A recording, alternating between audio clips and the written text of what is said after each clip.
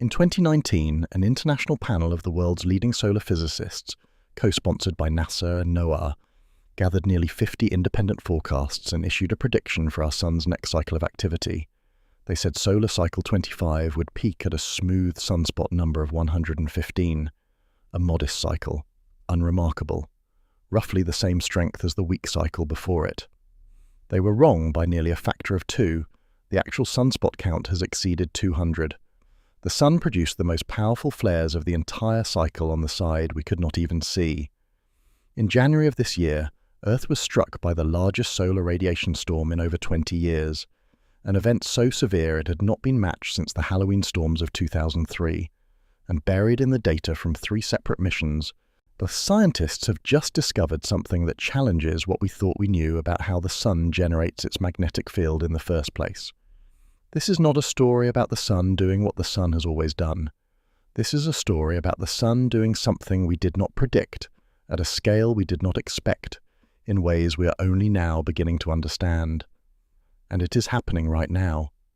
To understand what is strange about the Sun in this moment, you need to understand what was supposed to happen. The Sun follows an approximately 11-year cycle of activity, driven by its internal magnetic field. This cycle was first identified by German astronomer Heinrich Schwabe in 1843, and we have been tracking it continuously since 1755, making solar cycle 25 the 25th since systematic record-keeping began. At the bottom of each cycle, the Sun is quiet, few sunspots, minimal flares. The surface appears almost featureless. Then, over several years, magnetic activity builds. Sunspots multiply, flares intensify, coronal mass ejections become more frequent and more violent.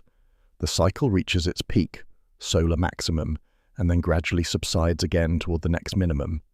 Every 22 years, the Sun's magnetic field completes a full reversal. Its north pole becomes south, its south pole becomes north. 2 11-year cycles make one complete magnetic cycle. This is not a subtle fluctuation. The domain of the Sun's magnetic influence, the heliosphere, extends billions of kilometers beyond Pluto. When the magnetic field reverses, those changes ripple outward past Neptune, past the Kuiper belt, all the way to the Voyager probes on the boundary of interstellar space. When the NASA and NOAA prediction panel convened in 2019, solar cycle 24 had just ended.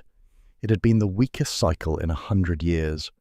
The smoothed sunspot number peaked at only 114, well below the historical average of 179. The panel looked at the data, synthesized the community's forecasts, and projected more of the same. Solar cycle 25 would be weak, peak sunspot number around 115. Maximum activity expected in July 2025. Doug Biesecker, the panel co-chair and a solar physicist at NOAA's Space Weather Prediction Center, noted at the time that sunspot activity was increasing slowly, an indicator, he said, of a weak cycle ahead. The panel did express high confidence in one thing. The trend of weakening solar activity seen over the prior 4 cycles had come to an end. They were not predicting a new Maunder minimum. That 70-year period from 1645 to 1715, when virtually no sunspots were observed, and Europe endured what became known as the Little Ice Age. But neither were they predicting anything remarkable. The Sun, it turns out, had other plans. By January 2023, solar cycle 25 had already surpassed cycle 24 at the same point in its progression, with 12% more daily sunspots. That gap did not close, it widened. By the end of 2023, the discrepancy was so large that NOAA issued a dramatically revised forecast, calling for a peak sunspot number between 137 and 173, a massive jump from the original prediction of 115. The revised forecast also moved the expected peak earlier, to sometime between January and October 2024. The numbers continued climbing. By the 5th year of the cycle, December 2023 through November 2024, solar cycle 25 was averaging 71% more sunspots per day than cycle 24 had at the same stage. Not 10% more, not 20. 71. As of December 2025, the cycle was still running 31% above its predecessor overall. The original prediction was not just wrong, it was rendered irrelevant by a Sun that had, in the words of one analysis, decided to rewrite the script. And that script included chapters no one saw coming. On October the 1st, 2024, sunspot region 3842 unleashed an X7.1 solar flare. 2 days later, it followed with an X9.0, the strongest Earth-facing flare of the entire cycle. In May of 2024, Earth experienced a G5 geomagnetic storm, rated extreme on the NOAA scale. It was the first G5 event since 2003. Auroras were visible at latitudes that had not seen them in decades, but those were only the flares and storms we could observe from our vantage point, one side of a star that rotates once every 25 days at the equator. The Sun's far side was telling a different story entirely. In May 2024, the European Space Agency's solar orbiter was positioned over the hemisphere of the Sun, permanently hidden from Earth. Its X-ray telescope, STIX, operated by Samuel Crocker of UC Berkeley, recorded a series of eruptions that had gone completely undetected by any Earth-based instrument. On May 14th, an X11.1 flare. On May 15th, an X9.5 and an X9.7 back-to-back. And on May 20th, an X16.5. Let that register for a moment. The most powerful flare of this entire solar cycle, an X16.5, happened on the side of the Sun we cannot see from Earth. The strongest Earth-facing flare was an X9.0. The far side produced an event nearly twice as powerful, and we only learned about it months later when the solar orbiter data was analysed and published. Then, in July 2024, Solar Orbiter detected another far-side eruption, an X14-class blast, at the time described by Crocker as the largest flare of solar cycle 25 so far. He noted a pattern that should concern anyone who thinks we have a firm grasp on what our star is doing. Other large flares we have detected are from May 20th, 2024, X12, and July 17th, 2023, X10, he said. All of these have come from the backside of the Sun. The most violent behavior of our nearest star is happening where we are not looking. This revelation did not arrive in isolation. It arrived alongside a discovery that may fundamentally change how we predict these events. In February 2026, an international team led by Dr. Victor Velasco Herrera of the National Autonomous University of Mexico published a paper in the Journal of Geophysical Research. Space Physics announcing the first forecasting system capable of identifying windows of elevated superflare risk, not days in advance, but months to a full year ahead. The team analysed 50 years of X-ray data collected by GOES satellites between 1975 and 2025, and they found two previously unknown rhythmic cycles buried within the Sun's behaviour. One repeats every 1.7 years, the other repeats every 7 years.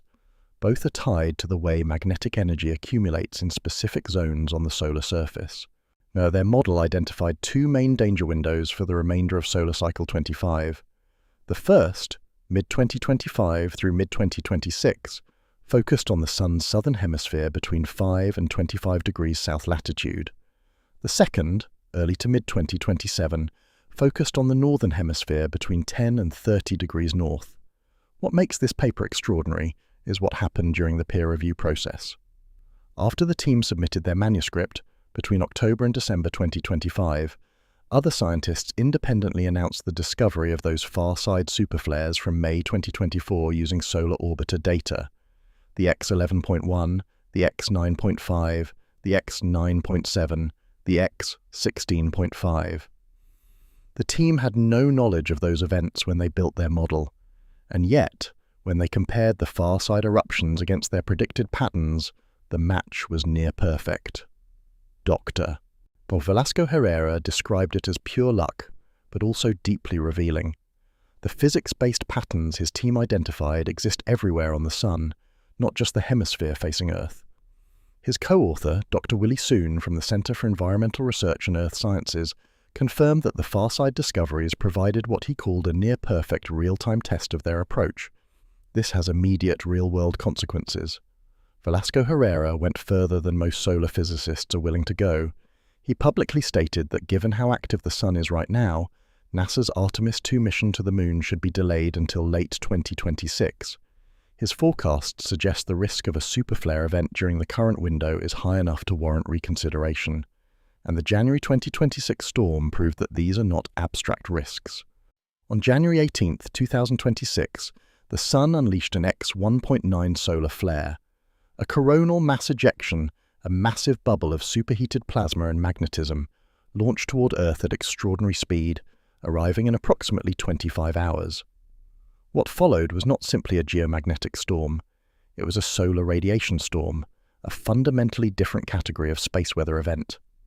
NOAA's GOES-19 satellite measured the incoming radiation and classified it as S4 on a scale of 1 to 5. Severe. The Space Weather Prediction Center issued a bulletin that left no room for ambiguity. An S4 severe solar radiation storm is now in progress. This is the largest solar radiation storm in over 20 years. The last time an event of this severity struck Earth was during the Halloween storms of October 2003. And those storms caused power outages in Sweden and damaged power transformers in South Africa.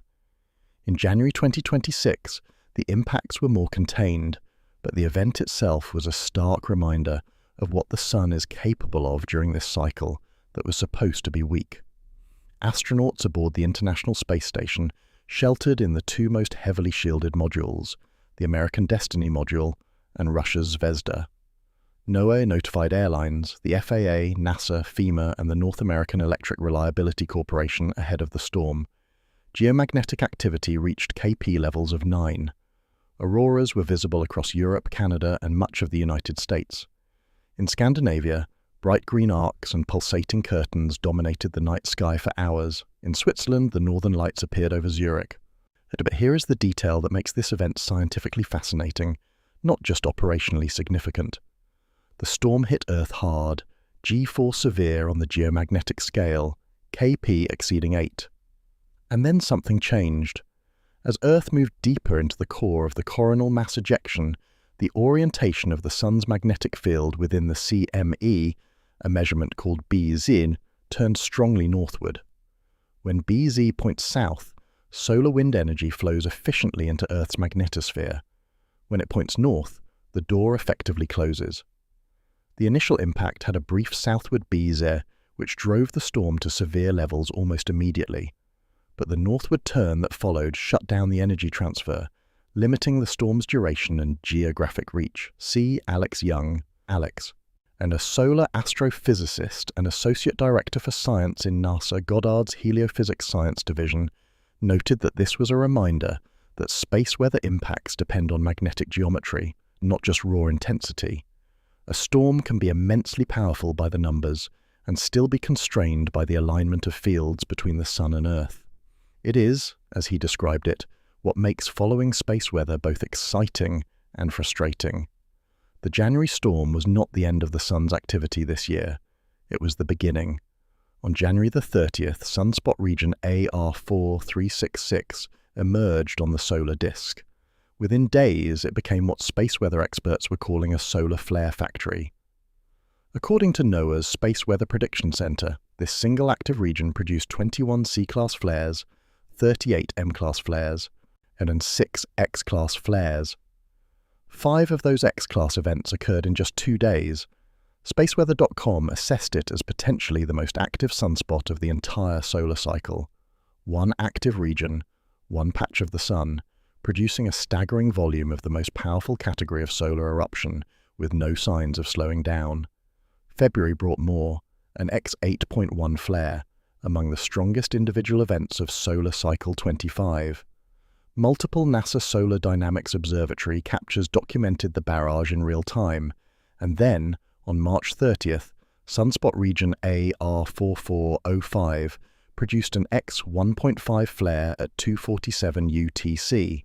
The coronal mass ejection it launched traveled at approximately 1,845 kilometers per second. To put that velocity in perspective, that is fast enough to cross the entire continental United States in roughly 2.5 seconds. So the CME arrived at Earth on April the 2nd, producing G1 geomagnetic storm conditions that extended into April 3rd and potentially April 4th as a fast solar wind stream from a coronal hole added to the disturbance. All of this, the S4 radiation storm, the flare factory, the high-speed CME, is occurring during what is technically the declining phase of the solar cycle. Solar maximum, based on the 13-month smooth sunspot number, occurred back in October 2024. Everything since then has been, by definition, the downslope. And yet the Sun continues to produce events that would be noteworthy at any point in any cycle, let alone the backside of one that was predicted to be unremarkable.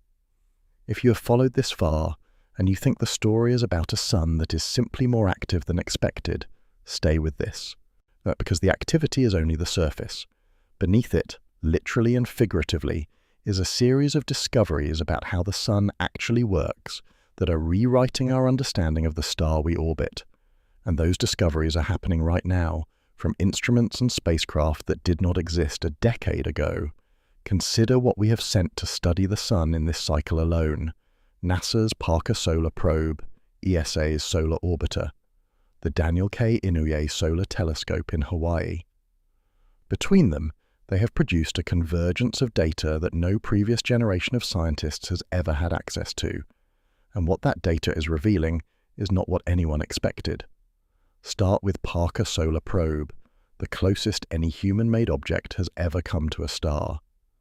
On December 24th, at 2024 Christmas Eve, the spacecraft made its record-breaking closest approach, passing within 3.8 million miles of the Sun's surface. It traveled at 430,000 miles per hour. That is 692,000 kilometers per hour. It is the fastest speed ever achieved by anything built by human hands, approximately 0.064% of the speed of light. If you scaled the distance between the Sun and Earth down to the length of a football field, Parker Solar Probe flew to within 4 yards of the end zone. At that distance, the spacecraft's carbon foam heat shield reached temperatures of approximately 1,800 degrees Fahrenheit, hot enough to melt steel. Behind the shield, the instruments operated at room temperature. The probe flew through the Sun's corona, its outer atmosphere, where temperatures exceed 1 million degrees Fahrenheit. And it survived. Not once, but repeatedly. As of March 11, 2026, Parker has completed 27 close approaches at this record distance, each time gathering data from inside the solar atmosphere during an active phase of the cycle. The primary mission ended after the 24th perihelion in June 2025. The extended mission is under NASA review, but the spacecraft remains in excellent health, continuing to orbit and observe. Its eventual fate is already written.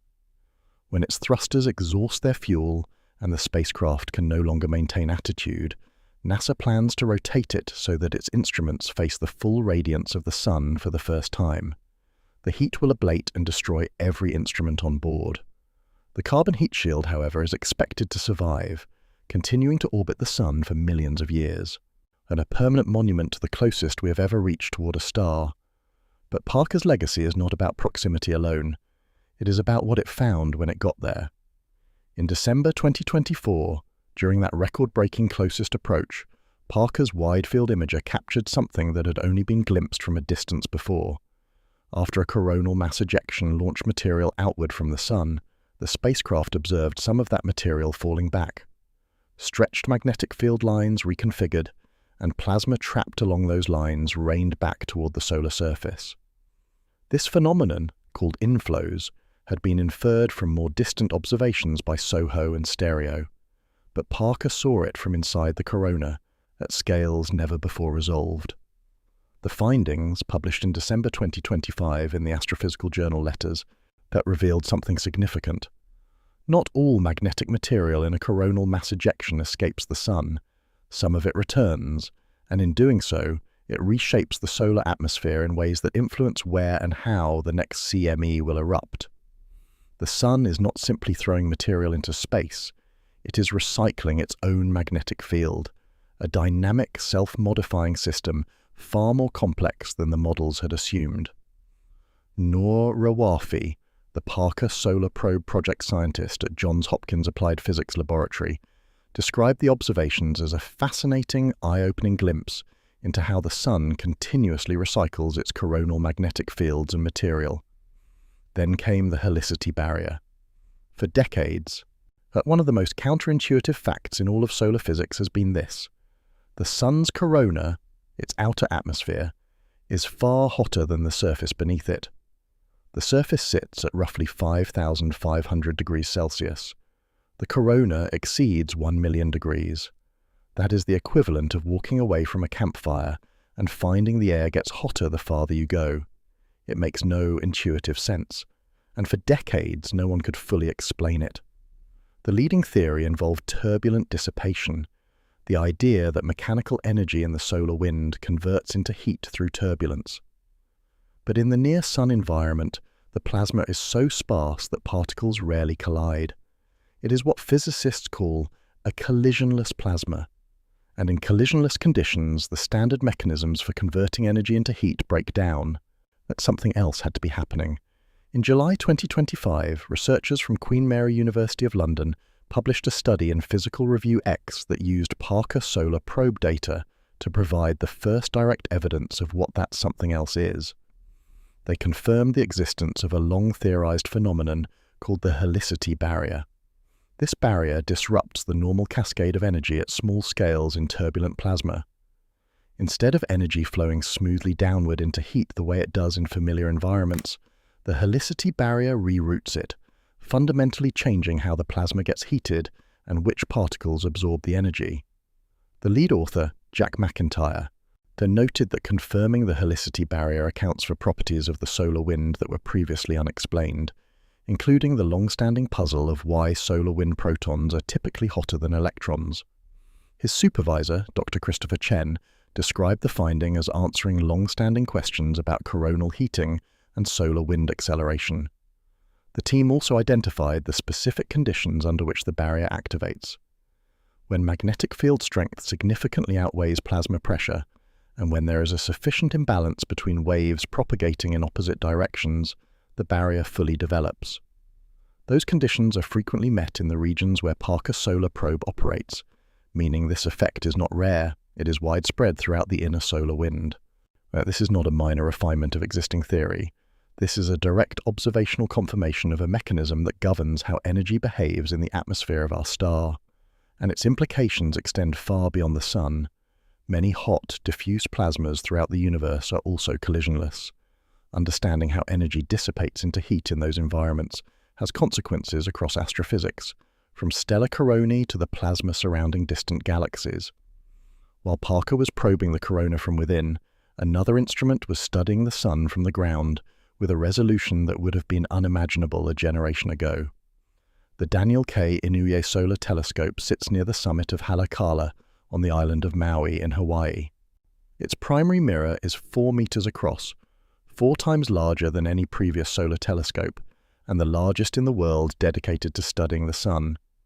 It was built and is operated by the National Solar Observatory under the National Science Foundation, and in 2025 it delivered a series of results that individually would have defined a year in solar physics. Together, they represent a leap. In June 2025, a team using the Inouye's visible broadband imager operating in the G-band published the sharpest images of the Sun's surface ever achieved. The spatial resolution was better than 0.03 arcseconds, equivalent to resolving features approximately 20 kilometers across on the solar surface. At that scale, they observed something no one had seen before. Ultrafine bright and dark stripes, striations, running across the solar granules. These features behave like magnetic curtains rippling across the surface, and they are signatures of magnetic fluctuations of only about 100 Gauss. That is comparable to the strength of a typical refrigerator magnet. And yet these tiny magnetic variations, invisible to every previous instrument, are shaping the dynamics of the solar photosphere in ways we are only beginning to understand. The paper was published in the Astrophysical Journal Letters. Dr. David Boboltz, the NSO Associate Director for the Inouye, noted that this was just one of many firsts for the telescope, underscoring its vital role in understanding the small-scale physics that drive the space weather events impacting our increasingly technological society. Then, in August 2025, the Inouye captured something even more striking.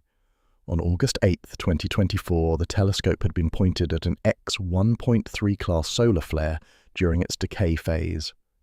It was the first time the Inouye had ever observed an X-class flare. The images it returned were, by any measure, the highest resolution photographs of a solar flare ever taken at the H-alpha wavelength. What they revealed were coronal loops, arcs of superheated plasma tracing the sun's magnetic field lines, resolved to widths averaging 48.2 kilometers. Some were as thin as the 21 kilometers. That is approximately the width of Manhattan. These are the smallest coronal loops ever imaged on the sun. Theories had long suggested that coronal loops could range from 10 to 100 kilometers in width, but confirming that range observationally had been impossible with previous instruments. Cole Tamburri, the study's lead author and a PhD candidate at the University of Colorado Boulder, put it directly. Before Inouye, he said, we could only imagine what this scale looked like. Now we can see it directly. His co-author, NSO scientist Maria Kazachenko, added that knowing a telescope can theoretically achieve something is one thing. Actually, watching it perform at that limit is exhilarating. The study was published in the Astrophysical Journal Letters in August 2025, and it opens the door to something the solar physics community has been working toward for decades: the ability to study not just the size of coronal loops, but their shapes, their evolution, and the spatial scales at which magnetic reconnection occurs. That reconnection is the engine behind solar flares. Understanding it at these fundamental scales could be the key to eventually predicting flares before they happen. And the Inouye was not finished. In April 2025, the telescope reached a major milestone with the first light of its visible tunable filter, the VTF. This instrument is the largest imaging spectropolarimeter ever built for solar observation. It completed the Inouye's originally designed suite of 5 first-generation instruments. During technical testing, the VTF produced an image of sunspot clusters with a spatial sampling of 10 kilometers per pixel. 10 kilometers on the sun. In a single observation, the VTF records approximately 12 million spectra, each of which can be used to determine temperature, pressure, velocity, and a magnetic field strength at different altitudes in the solar atmosphere. Full science commissioning is expected to begin in 2026. Then came October 2025, and a discovery that tied together decades of theoretical work. Since the 1940s, physicists had predicted the existence of a particular type of magnetic wave in the sun's corona, torsional Alfvén waves. These are twisting, spiraling disturbances in the magnetic field that propagate through plasma. They were first theorized by Hannes Alfvén, who would go on to win the Nobel Prize in Physics. For over 80 years, scientists suspected these waves played a key role in heating the corona to its extreme temperatures, but no one had ever directly observed them at the small scales where they would matter most. But using the Inouye's cryogenic near-infrared spectropolarimeter, an instrument capable of detecting extremely fine structures and measuring even the slightest motion of plasma in the solar atmosphere, a team led by Professor Richard Morton published the first direct evidence of small-scale torsional Alfvén waves within the sun's corona. The results appeared in Nature Astronomy in October 2025. These twisting waves coexist with other wave types in the corona, and they may be a missing ingredient in explaining the coronal heating problem. The researchers noted that these waves may also explain the magnetic switchbacks, those sudden reversals in the direction of the sun's magnetic field, that Parker Solar Probe had been detecting in abundance since 2018. So the connection between what the Inouye sees from the ground and what Parker measures from within the corona is not coincidental. These instruments are observing the same physics from different vantage points, and the picture they are assembling together is more coherent and more complex than either could produce alone. A separate study, published in September 2025 in the Astrophysical Journal Letters by researchers at the University of St Andrews, added another dimension. They found that particles in solar flares are 6.5 times hotter than previously thought, providing an unexpected solution to a 50-year-old mystery about flare energetics. The sun's most violent events are not just more frequent than we predicted, they are also more extreme in their internal physics than we understood. Now, let's step back from the individual discoveries for a moment and consider what they collectively reveal. Solar Orbiter showed us that flares grow through cascading magnetic avalanches, small reconnection events building on each other until they erupt as a major flare. That finding was published in January 2026 in Astronomy and Astrophysics, based on observations from the spacecraft's close pass on September 30th, 2024, when it came within 27 million miles of the Sun. ESA co-project scientist Miho Janvier called it one of the most exciting results from Solar Orbiter so far. The implication is profound. A major flare does not have to be one unified explosion. It can emerge from many smaller events that interact and amplify, an avalanche in magnetic space. Now, a Parker Solar Probe showed us that the corona recycles its own magnetic material after eruptions, and that a previously theoretical barrier governs how energy converts to heat in ways that explain both the coronal temperature paradox and the behavior of the solar wind. The Inouye Solar Telescope showed us the fundamental building blocks of the Sun's magnetic architecture at scales we have never resolved before. Striations at 20 kilometers, coronal loops at 21 kilometers, torsional Alfvén waves twisting through the corona for the first time in direct observation.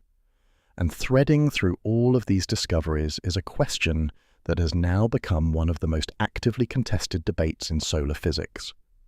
Where, exactly, does the Sun's magnetic field come from? The traditional answer, held for decades by the majority of the solar physics community, is that the Sun's magnetic field is generated deep within its interior, at a boundary layer called the tachocline, approximately 200,000 kilometers below the surface. The tachocline is where the Sun's turbulent outer convection zone meets its stable radiative interior. Across this boundary, the Sun's rotation rate changes abruptly.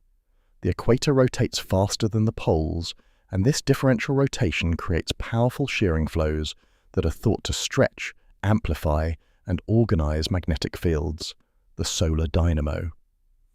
In March 2026, a team at the New Jersey Institute of Technology published a study in Scientific Reports that provided some of the strongest observational support for this deep dynamo model to date. Led by Krishnendu Mandal, the team analyzed nearly 30 years of solar oscillation data from 3 instruments: the Michelson Doppler imager on SOHO, the helioseismic and magnetic imager on SDO, and the ground-based Global Oscillation Network group. They measured how sound waves rippling through the Sun are affected by internal flows, and they found that migrating rotation bands deep in the solar interior form a butterfly-shaped pattern, mirroring the sunspot migration that later appears at the surface. These flow patterns pointed directly to the tachocline, roughly 200,000 kilometers down. That distance is equivalent to stacking 16 Earths end to end. Their conclusion was clear. The solar dynamo originates near the tachocline, but less than 2 years before that study was published. A different team had challenged this consensus in one of the most prestigious journals in science. In May 2024, researchers from MIT, the University of Edinburgh, and other institutions published a paper in Nature arguing that the Sun's magnetic field could arise from instabilities within its outermost layers, the top 5 to 10% of the star. Keaton Burns, a research scientist in MIT's Department of Mathematics, and one of the study authors, described their findings. When they simulated perturbations in the flow of plasma near the Sun's surface, those surface changes were sufficient to generate magnetic structures in the same regions where we observe sunspots and active regions. When they ran the same simulations in deeper layers, the results were less realistic, producing magnetic fields concentrated near the poles rather than near the equator, which is not what we observe. The MIT team drew an analogy to a completely different astrophysical system: accretion disks around black holes. In those disks, a phenomenon called the magnetorotational instability generates turbulence that drives material inward. Burns and his colleagues suspected that a similar instability could operate in the Sun's outermost layers, serving as the starting point for magnetic field generation. If this shallow dynamo model is correct, the implications for forecasting are significant. A magnetic field generated near the surface would be far more accessible to observation than one generated 200,000 kilometers deep. It could, in principle, bring us much closer to predicting flares and geomagnetic storms before they occur. This is not a settled debate. The March 2026 NJIT study and the May 2024 MIT study point in different directions. Both are published in high-impact journals, both use rigorous methods, and the solar physics community has not reached consensus. Then, just days ago, a third piece of the puzzle arrived. On March 28, 2026, researchers at NYU Abu Dhabi announced in Nature Astronomy the discovery of new large-scale waves moving deep inside the Sun, driven by magnetic fields far below the surface. These are magnetically modified Rossby waves, global-scale oscillations influenced by the Sun's internal magnetism. Lead author Shravan Hanasoge described them as providing a unique look at the Sun's hidden magnetic system. By measuring how these waves move, scientists can infer the strength and structure of magnetic fields that are otherwise completely inaccessible. 3 studies, 3 different approaches, 3 different windows into the same fundamental question. What drives the engine at the heart of our star? The answer will determine how well we can ever predict what the Sun will do next. And right now, that answer is still being written. What we do know is that whatever is happening inside the Sun, wherever the dynamo originates and however it operates, the magnetic fields it produces are behaving in ways that have consequences for what comes next. Not just for the rest of this cycle, for the next one. At the midpoint of every solar cycle, the Sun's magnetic poles reverse. The north becomes south, the south becomes north. This reversal marks the halfway point of solar maximum and signals the beginning of the decline toward solar minimum. It is also the moment when the Sun begins building the seed magnetic field for the following cycle. The polar field strength at solar minimum is one of the most reliable precursors we have for predicting how strong the next cycle will be. The Sun's magnetic field last completed a full reversal toward the end of 2013, during solar cycle 24. For solar cycle 25, predictions based on the advective flux transport model, one of the most effective tools for forecasting polar field evolution, anticipated that the Northern Hemisphere would reverse polarity around August 2024, with the Southern Hemisphere following around February 2025. But the Northern Hemisphere was expected to lead by approximately 5 months, a normal hemispheric lag, unlike the unusually asymmetric 16-month lag observed during cycle 24. What matters now is not the reversal itself, which is a regular part of the solar cycle. What matters is what the polar fields look like afterward. And the emerging data is concerning. A recent study using surface flux transport modeling and data from SDO's helioseismic and magnetic imager has projected the evolution of the Sun's polar fields from October 2025 through October 2026. The southern polar field is predicted to strengthen gradually, but the northern field is expected to decline sharply, driven by the transport of magnetic flux from active regions with abnormal polarity. By approximately March 2026, the northern polar field becomes exceptionally weak. But the southern field remains relatively weak as well. Compared with previous cycles at the same phase, the mean polar field of cycle 25 is the weakest across the last 5 solar cycles. This raises a direct question about solar cycle 26. If the polar field at the upcoming solar minimum is weak, the seed field for the next cycle will be weak. And a weak seed field historically produces a weak cycle. The study notes that while the polar fields could strengthen quickly during the declining phase, as they did during some previous cycles, the current trajectory is unusual enough to warrant attention. Scientists from the study emphasize that as the solar orbiter gains the capability to observe the polar magnetic field from outside the ecliptic plane, the quality of polar field measurements will improve. But for now, the data we have paints a picture of a Sun that's surged to an unexpectedly powerful maximum and may be heading toward an unusually weak foundation for what comes next. And there are already signs that the next cycle is stirring. In July 2024, researchers from the University of Birmingham presented findings at the Royal Astronomical Society's National Astronomy meeting, showing that they had detected the first traces of solar cycle 26, even though cycle 25 is not expected to end until around 2030.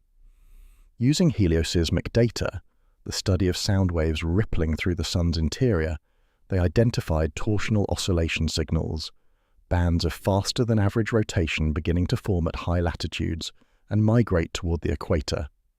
This pattern has preceded every solar cycle in the observational record.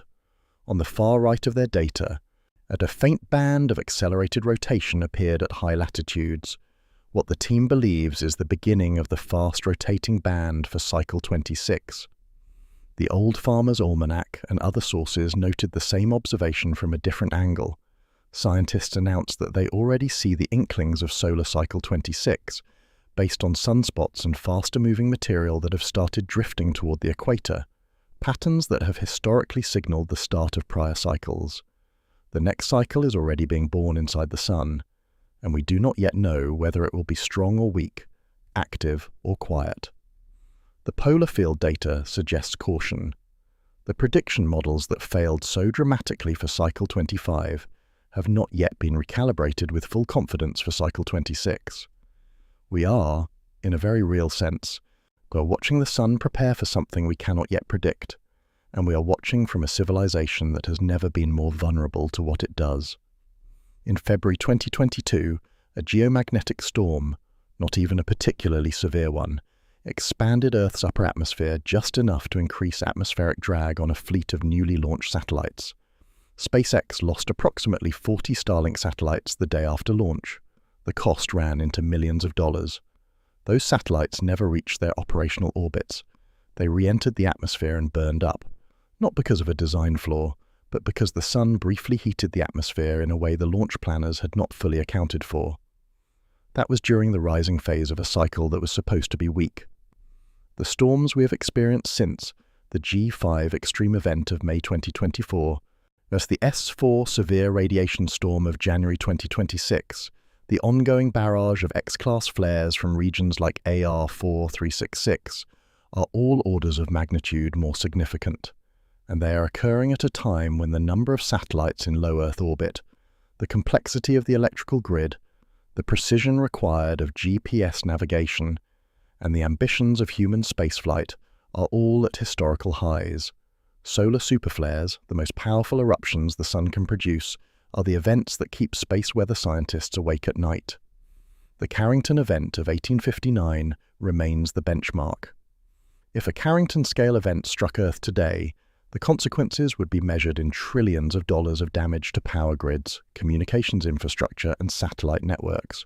The Superflare forecasting model published by Velasco Herrera's team in February 2026 represents the first systematic attempt to provide months of advance warning for these events. But even that system identifies windows of risk, not certainties. We know when conditions are dangerous. We still cannot predict the exact moment of ignition. And the Sun has demonstrated repeatedly that it is capable of producing extreme events at any point in the cycle. The November 2025 X 5.16 flare from region 4274 was accompanied by a coronal mass ejection traveling at 1,950 kilometers per second and triggered a G4 severe geomagnetic storm. As of the first days of April 2026, space weather forecasters are tracking the aftermath of the X 1.5 flare from March 30th, with active conditions expected to continue through the week. The chance for M-class flares sits at 55%, the chance for X-class flares at 15%. Active region AR4409, with its beta-gamma magnetic configuration, remains the primary concern.